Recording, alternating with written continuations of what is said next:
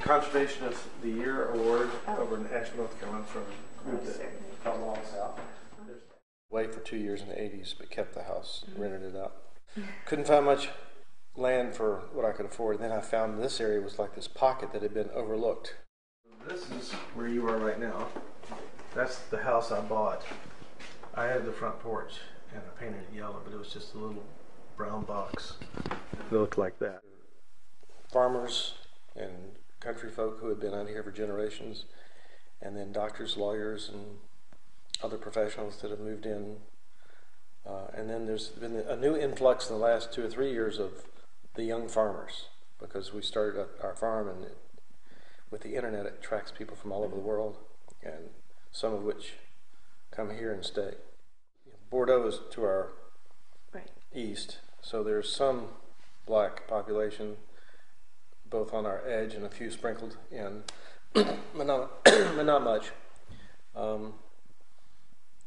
We don't have too many other nationalities. Nobody designed this area. Right. It sort of grew. We did go through an elaborate, painful community planning process more than once, but most recently when the whole Maytown thing was unfolding. A 2-lane highway coming out. Okay. And a ferry boat down at the end to get across the river, or you could go downtown by way of Bordeaux Bridge, which was, I think, a 3-lane bridge back then.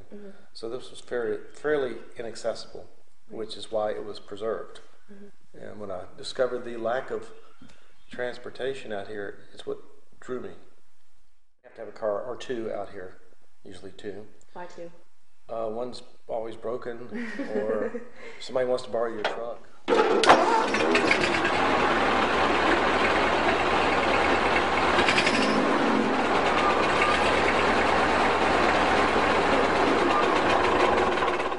Some days it's just in the mailbox, but you may have noticed that my mailbox is a mile from here. Right. So that's 2 miles round trip. Does this area have adequate sidewalks, crosswalks, that intersections? We have adequate sidewalks. We have none. None. And that's perfectly fine. It could probably stand a little bike lane added, but it's not a big deal. Okay. If it would in any way encourage development, we don't want it. Okay. Most of the time it's empty. They never should have built it. It was a mistake. It was not supposed to be 7 lanes. It just got out of control. They were basically trying to encourage development, and we didn't figure it out in time to stop it. And don't go tell anybody this. This is the least congested part of town. Most people out here have city water, but I don't, because I'm too far off the road. So I have my own water supply. There's no sewer past Bradley Parkway, so everybody out here is on septic systems, which is good. It means that we don't have subdivisions and shopping centers and everything everywhere. I don't have garbage service. We're outside of what's called the Urban Services District. We're the general. So we have like police and fire, although it's real slow sometimes. And most people have a private garbage bin. I have water when the power's out, because I rely on a pump. You see the water trickling in out there? So it comes out of a little cave back in that hall. It's a little bitty grow frog.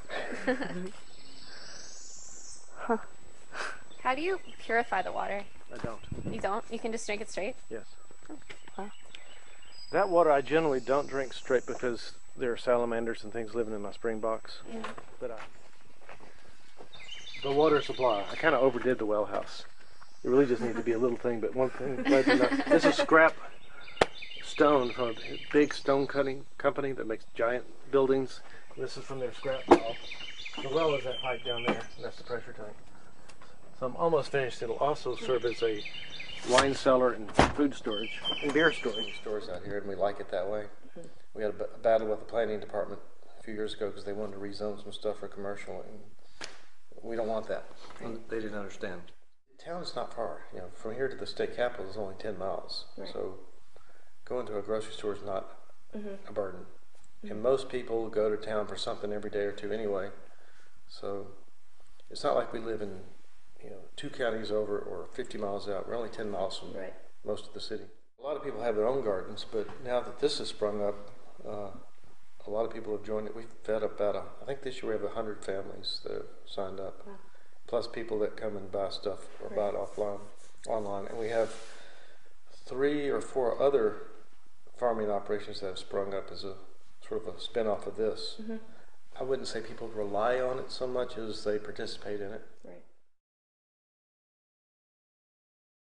More recently, the community farm down there has become a huge gathering point. Mm-hmm. On Tuesday night every week, starting with the growing season, which was this past Tuesday. I guess this Tuesday was the second week, so it was last week. Was the kickoff of our growing season. We have a potluck there, and you can't find a parking place. That driveway is just lined with vehicles. And part of the hops project, so we grow hops at our community farm, and last year we had our first successful crop and teamed up with Yazoo, and they came out and harvested it. We sat and drank beer and picked the flowers, which is what you make hops out of. We make beer out of, and came up with our name, which is Bells Bend Preservation Ale.